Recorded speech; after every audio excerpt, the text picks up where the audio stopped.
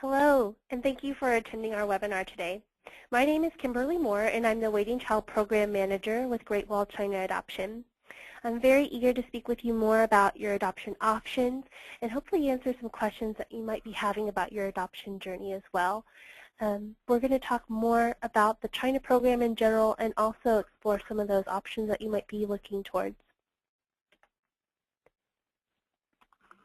It can be said that nearly 100,000 orphans over the years have found their forever family through the China Adoption Program. This country program has been one in which has been considered by many families. As you began your adoption journey some time ago, the choices in the direction about your future of bringing home your child from China was much simpler.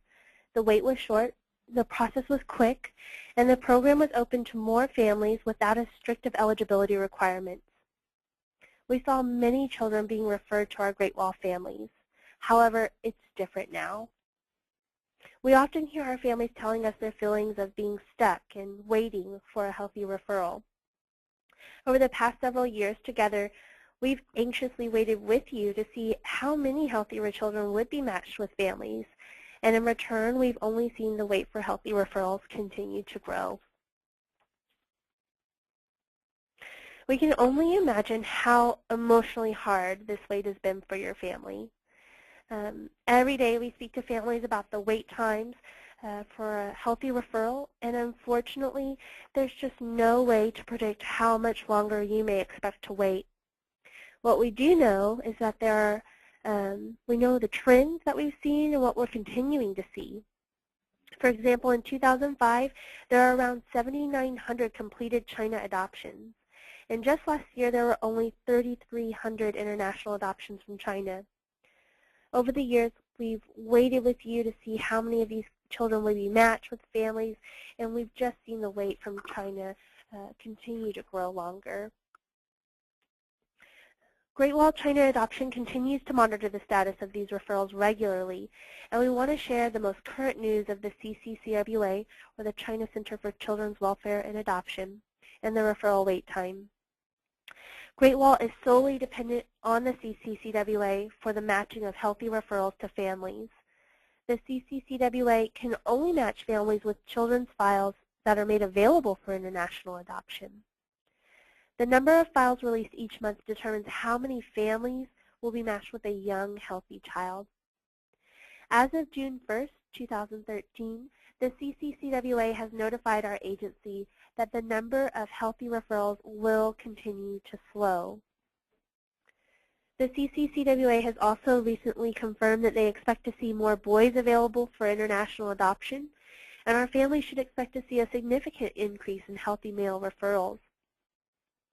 The CCCWA will still issue female referrals, but once again, this is solely dependent on the availability of the children at the time of the matching. So with the wait times lengthening for healthy referrals from China, many families like yourself have asked us, what has changed? Although there's not an exact answer to this, there are many different reasons we've heard over the years. As of January 1st, 2009, all adoption cases between the United States and China are processed by China as a Hague Adoption Convention case. Because China is party to the Hague Adoption Convention, children from China must meet the requirements of the convention in order to be eligible for adoption. So, for example, the convention requires that China attempt to place a child with a family in country or domestically before determining that a child is eligible for international adoption. In addition to China's requirements, a child must meet the definition of a convention adoptee for you to bring him or her back to the United States. So China must show that these children are true orphans.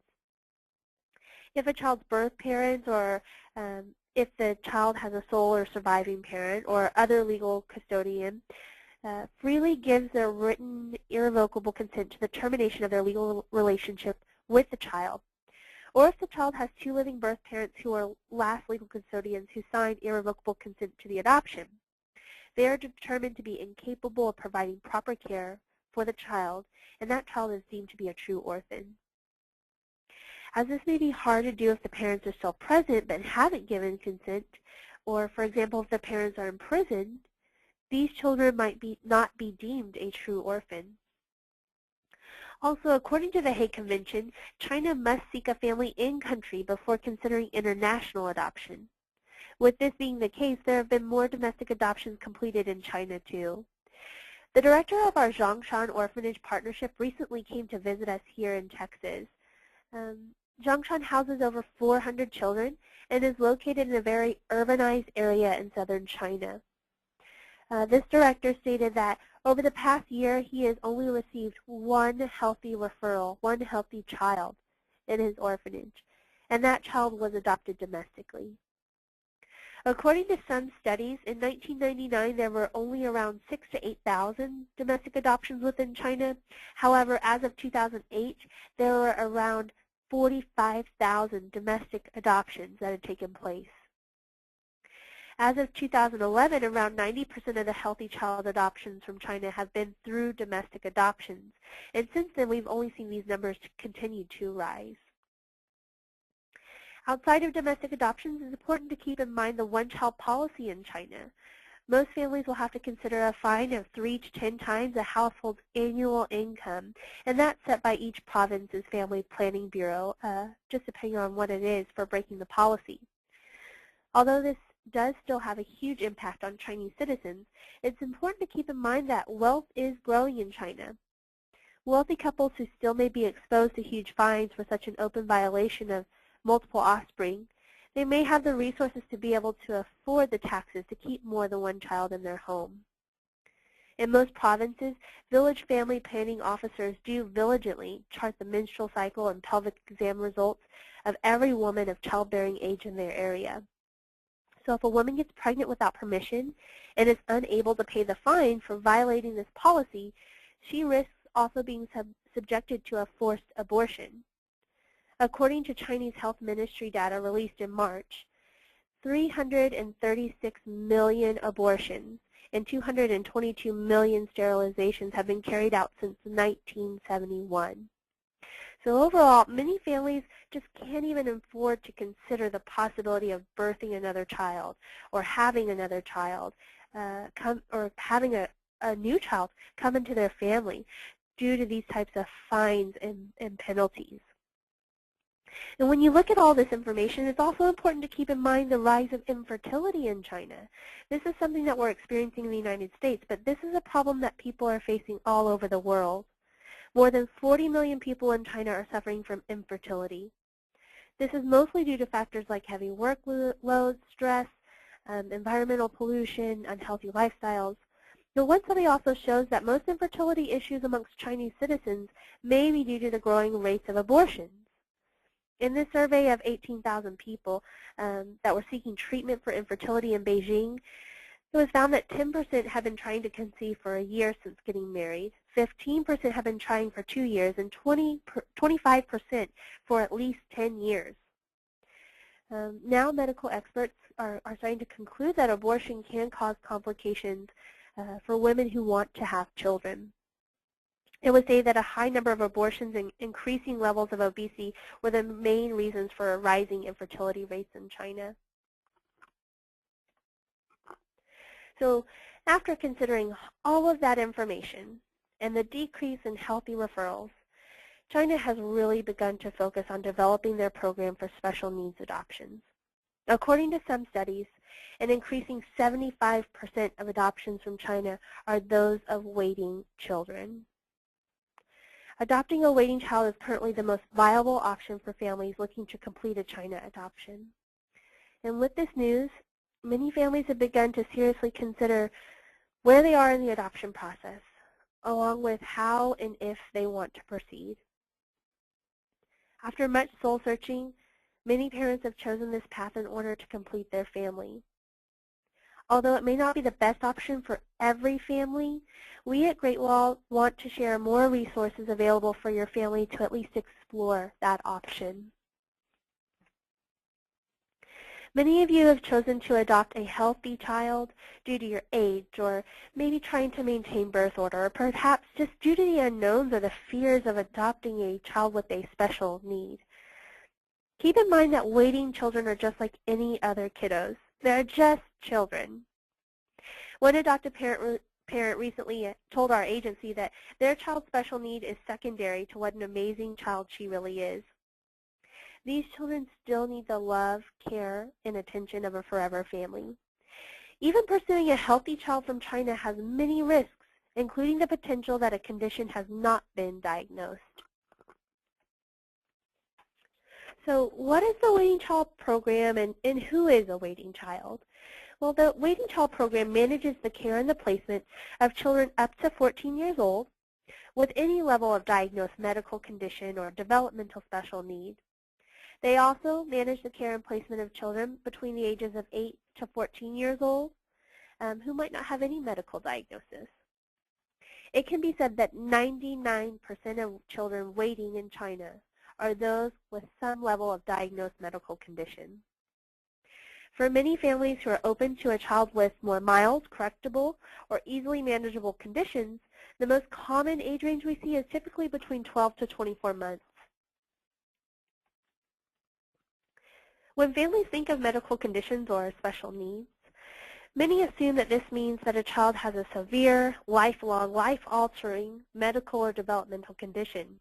However, in the Waiting Child Program, we often see young children with needs which are correctable and easily manageable. This slide here represents many of the common manageable or correctable special needs we see through this program. Typically, families who are open to conditions such as these might be able to be matched within 6 months. So this quote here, any child can have a special need at any time, but the truth is that a label scares people. I know it paralyzed us. This quote is from a Great Wall family member who, just like yourself, began to explore what options they had during their wait with China. This family did move forward with this little girl through the Waiting Child Program. She was diagnosed with a mild heart condition. However, you wouldn't even know it unless I had told you. There are many things to consider beyond the extending wait time, such as your age, possibly your current children at home, and of course any fears that you might be having as well. Fears can really make us pull away and hide or just avoid the situation that's before us. But fear can often be due to the unknowns that you have about the circumstance as well. Many families have a hard time connecting with the idea of a waiting child due to the uncertainties of the medical conditions that they might have. However, this is where research is a huge key. This family took a few months of prayers and research before switching to the waiting child track. And after pursuing this option, they're so thrilled they explored it. So again, our goal is to help you do research and to help you learn more about this adoption options. An important step in the research is to discover what are the myths and what are the realities about the Waiting Child Program. So we're going to talk about a few of those. Often we hear that families believe children with special needs will have a lifelong, terminal, debilitating condition where they're going to be confined to a wheelchair or otherwise for the rest of their life. We often hear the fears of families that they don't want their children currently living in the home to have to worry about caring for this child for the rest of their life. However, this is so rare. It's incredibly rare to see through the program, and it's not something that we encourage families to consider if it's not something that you're able to manage. There's a broad range of special needs through the program, and there are many children with minor medical needs, such as low birth weight, missing or extra fingers, cleft lip and palate, or heart conditions, many, many others.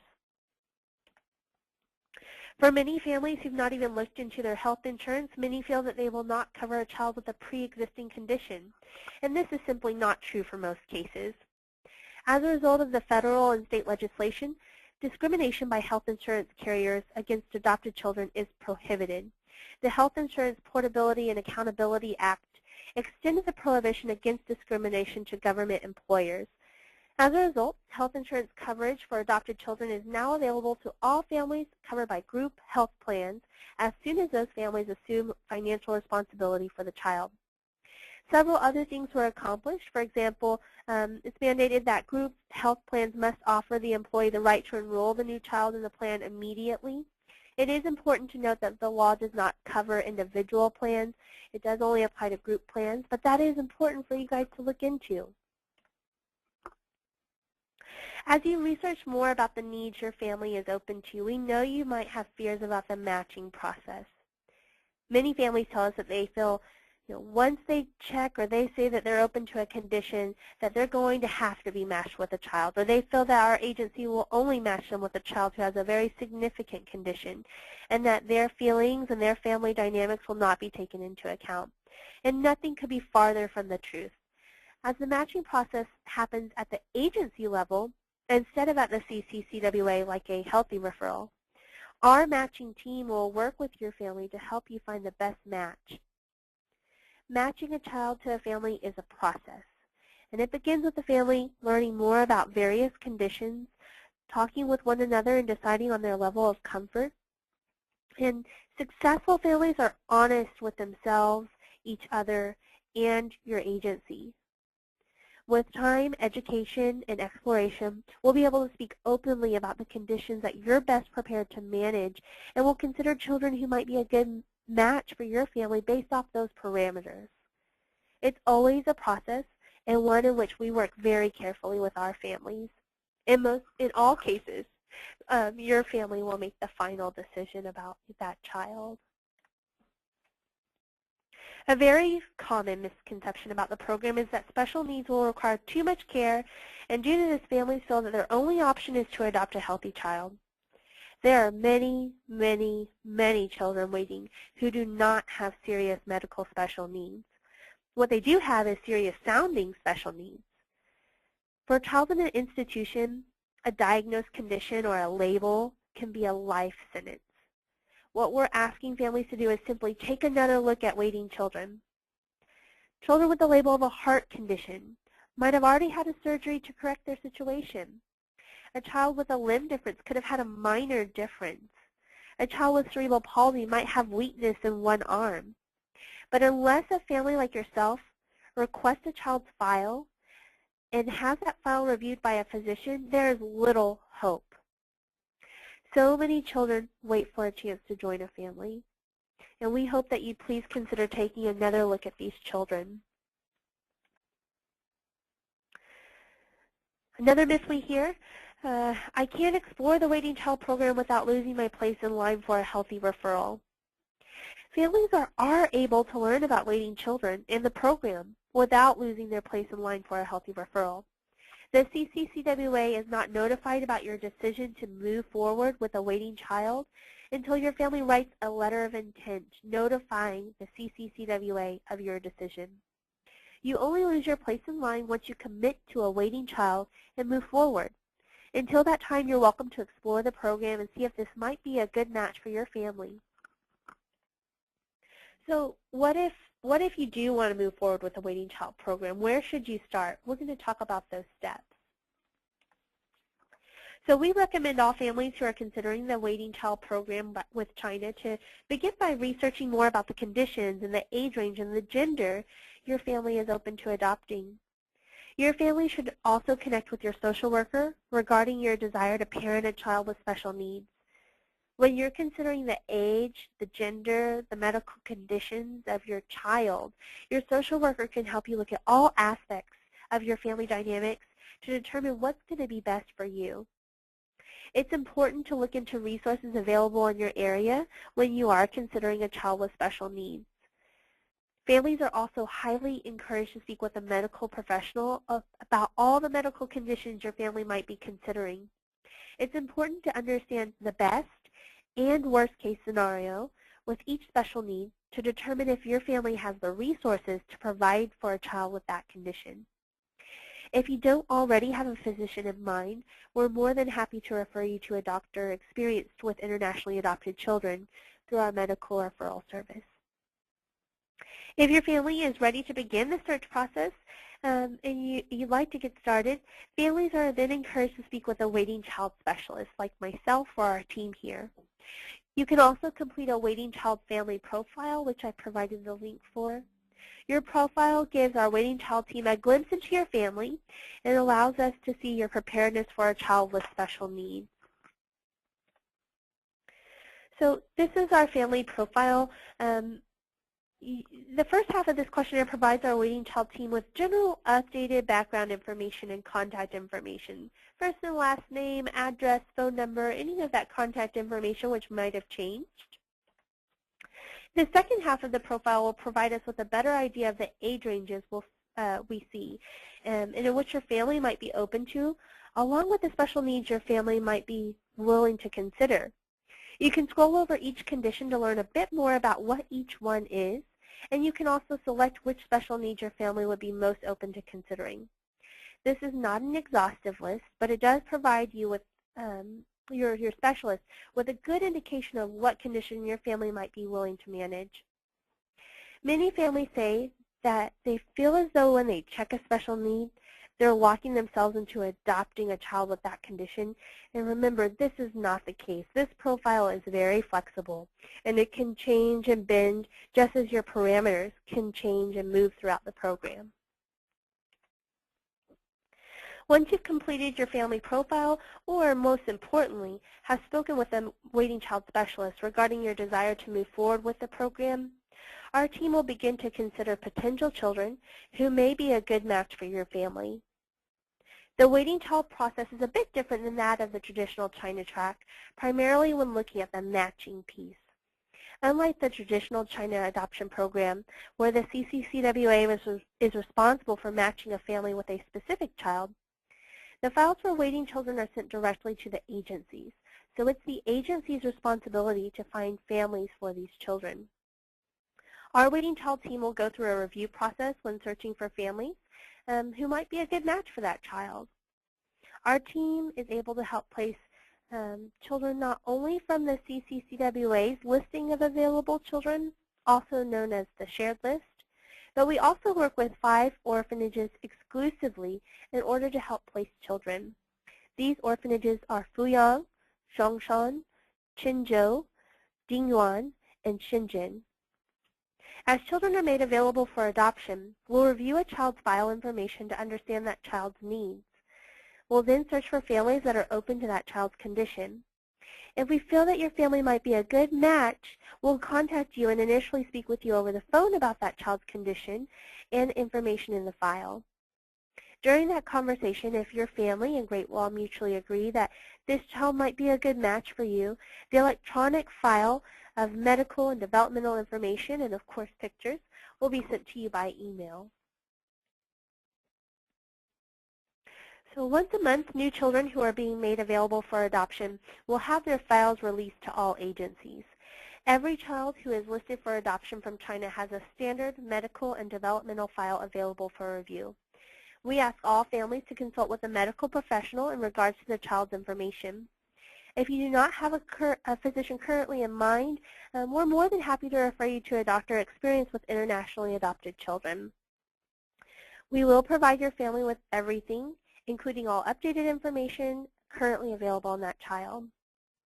We always encourage families to review the Chinese documents and English translations provided to your family before coming to a decision regarding the child you're considering. Typically, we'll allow a family at least 2 weeks to review the file and speak with a doctor. We'll want to know that you have spoken with a doctor about the child before moving forward. At times, a child's file may appear to be incomplete, or there might be additional questions about the child's medical condition or growth and development. We can request additional information on a child. However, due to the CCCWA policies, updates are obtained through a third party authorized by the CCCWA. Keep in mind that if your family would like for our agency to search for a potential match for your family the same night that files are first made available for adoption, we may only be able to allow 72 hours to review a file and come to a decision. Again, this is a CCCWA timeframe and not a Great Wall policy. If we're able to consider children outside of that night that new files are made available, we're more than happy to allow 2 weeks to review a file. So this is what a typical file might look like, or at least the translated version. You'll have a standard medical record. At the bottom you can see the date that the medical exam is taken. It's going to have general information like their name, their birth date, what orphanage they're from, general measurements as well as vision information, hearing information, nervous reflex information, blood pressure, just a general physical. You'll also be provided with blood work, which will have red blood counts, white blood counts, hemoglobin levels, all of the great things in the blood work that your doctor is going to want to see, is there anything internally going on, or is there anything that they're reading in the blood work that might be a sign that something else is going on. You'll also receive a growth report in the file. The growth report will talk about the time the child was abandoned all the way to the point the file was written, which at the very bottom, again, you can see that date. It'll go over not only how and when they came into care, but also developmentally how they're doing, physically how they're doing, what is their sociability like, what is their language skills. All of those things should be outlined in the growth report. Most files will also have a state of growth report as well, and this is almost like a developmental checklist. This is a checklist of all the things that your child is doing during this age range. So again, it'll have the dates of this particular test as well. Once you've reviewed the file and you've found your child on the waiting child list, our next step in your journey is to notify the CCCWA that you would like to be matched with the child.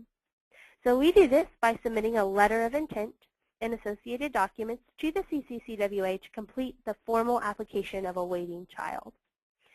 The submission of the LOI will notify the CCCWA to pull your dossier from its current place and expedite you through the next stages of the adoption process. Once the dossier has been reviewed, the CCCWA must approve and match and formally refer the child to your family. This official approval of the match from the CCCWA is known as the Letter Seeking Confirmation, or LSC. The CCCWA will need to review your letter of intent and your dossier before issuing the LSC. Please make sure to check your USCIS, home study, and fingerprint expiration dates. If these are expired or will expire within the next 3 to 7 months, you may need to begin the process of renewing. Your home study will need to include approval for special needs child within the age range and gender of the child you're matched with. Once you have your updated paperwork and your LSC, we can begin the referral paperwork and the process to bring your child home. The general time frame from submitting your LOI to travel is around 4 to 6 months, depending on your dossier and immigration status. Keep in mind that your family will work with our GWCA matching team to help you identify your forever child. The CCCWA does not identify a waiting child for your family. Your family will be free to explore children who might be a good match and whose medical conditions will be most manageable for your family. So we're going to review a few of these conditions we commonly see through the program. So this is cleft lip and palate. A cleft lip is where the tissue of the upper lip does not fuse together. It's more common in boys than in girls. Cleft palate is where the tissue on the roof of the mouth or the palate does not fuse together. While a cleft lip and palate can occur separately, most of the children from China will have both the cleft lip and the cleft palate. The clefts can be unilateral, or meaning only occurring on one side, or bilateral, occurring on both sides. Treatment and outcome is generally the same for both. There are varying degrees of cleft lip and palate. However, most of the children from China will have cleft lips that are second degree, or where the cleft is above the pink of the lip, but not all the way to the nostril, or third degree, where the cleft extends into the nostril. And the cleft palate is almost always third degree, where the cleft is in both the hard and soft palate, affecting the bone from which the teeth grow. Children with cleft palate may have issues with eating, speaking, breathing, sinus problems, dental problems, ear infections and hearing problems, or even hearing loss. Cleft lip and palates are correctable, and surgeries generally begin at a young age. Cleft palates may require multiple surgeries throughout youth and adolescence. After treatment, speech and other therapies are often required. Orthodontics might be necessary at a later age. And as kids grow older, they might need additional surgeries, such as an alveolar bone graft, which is used to close the gap in the bone or the gums near the front of the teeth. A congenital heart defect, it's also referred to as CHD, refers to a problem with the heart structure and function due to an abnormal heart development before birth. While congenital heart disease is present at birth, the symptoms might not be immediately obvious. Mild heart conditions are defined as only one defect being present, and this would include defects such as VSD or ASD, and it would also include a child who has had a significant heart condition which has been surgically corrected with a positive recovery. So to give you an idea, a VSD is called a ventricular septal defect. It's a very common type of CHD. And this is where there's a hole in the lower two chambers of the heart, so the oxygen-rich blood is mixing with the oxygen-poor blood. It may close on its own or it might require surgery. It's all going to be dependent on the size of the diameter of the hole. There's also atrial septal defect, or ASD, and that occurs in about 5 to 10% of children with heart conditions. This is where there's a hole in the upper two chambers of the heart. So again, the blood is mixing. It may close on its own, or again, it might require surgery to correct. There are many different ways in which we can see limb differences or limb defects. One condition that we see is called club feet. Club feet refers to an inversion of the foot at the ankle. The foot is twisted inward and downward, so the child cannot place the sole flat on the ground, and they must walk on the ball or the side or even the top of the foot. During development, the posterior and medial tendons and ligaments in the back and inside of the foot fail to keep pace with the development of the rest of the foot. So as a result, these tendons and ligaments tether and they pull the foot down, causing the foot to point downward and twist inward. The bones of the feet are therefore held in that abnormal position. So there are treatments we can look into. Treatments can involve serial casting, splints or braces, and surgery as well. Children can, again, have either unilateral club feet, meaning only one foot is affected, or bilateral club feet, meaning both feet are affected. Another condition that we see is the deformity of fingers and toes. This can take on many different forms. Each deformity may affect one or multiple fingers or toes. Please keep in mind that with children from China, they will typically have multiple deformities, and they may involve more than one hand or foot, and they might also have other limb differences. Most often, digital deformities are caused by amniotic band syndrome, which occurs in utero. Damage to the amnion or part of the placenta, it produces fiber-like strands that can trap the arms, the legs, the fingers, or the toes of the fetus. And these bands reduce blood supply to the areas that cause them to develop abnormally. These children may also have a deformed or missing limbs, or a club foot, or a permanent band or indentation around the limb. You may have heard these terms when you hear of a child with digit deformities. Adactyly, which refers to missing digits. Brachydactyly, which refers to shortened or undeveloped digits. Polydactyly, referring to one or more extra digits. And syndactyly, referring to fused or combined digits. These may be surgically correctable, but the bones may be permanently fused or even absent in some cases. We also see underdevelopment or maldevelopment of a limb, which that really indicates any level of limb difference aside from a complete absence. Most often these children will have at least half a limb that's underdeveloped, but it can be characterized as missing the lower portion of the arm or leg, or underdevelopment or absence of the hand or foot. And in that case, prosthetics might be considered for those children.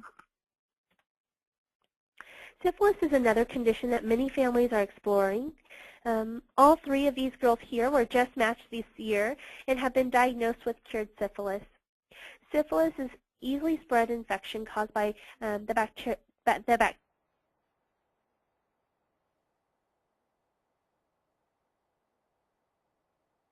do not have symptoms. In general, painless sores and swollen lymph nodes are symptoms of primary syphilis. Those with secondary syphilis may also have fever, fatigue, aches and pains, and loss of appetite, among other symptoms. In more advanced syphilis stages, there can be damage to heart, brain, and nervous system problems. However, with prompt treatment and follow-up care, syphilis can be cured. Late-stage syphilis can lead to long-term health problems despite therapy. Most of the children referred from China will have congenital syphilis and will have received treatment. So here are just some more things to consider. 99% of children in orphanages in China are waiting children or children with special needs. There are almost no healthy waiting children. The most common special needs we see are correctable or are easily manageable conditions. And looking at the trends over the past couple of years, the most common conditions we typically see through the program are first cleft lip and palate, followed by heart conditions and orthopedic conditions. Being open to a mild or correctable condition is a great option for any family who's logged in like yourself. At any given time, there are over 1,800 waiting children in China. So our goal today is to help you learn a bit more about the program that you might not have known before. We know that there is a long wait potentially lying ahead, and we would really love to see your family completed at last. The Waiting Child program is just one option for your family to explore. It's not always the best option for every family. However, it's one that many families have used in order to complete their family. And there are many things that we've hoped that we provided you to think about. And these are some of the faces that were shared today. All of the kiddos that were in this presentation were all waiting children. So here are just a few more of children who've been matched with their forever family through this program. Lastly, I want to provide you with more resources and, of course, a few videos too, just talking more about the Waiting Child program, providing you with more information on special needs or things to keep in mind as you start to consider this option. Again, my contact information is here. You can always email me at kim@gwca.org, or feel free to give me a call at 512-323-9595, and my direct extension is 3091. Thank you so much for attending today, and please let us know if you're interested in the program. We wish you all the best on your journey and look forward to working with you again.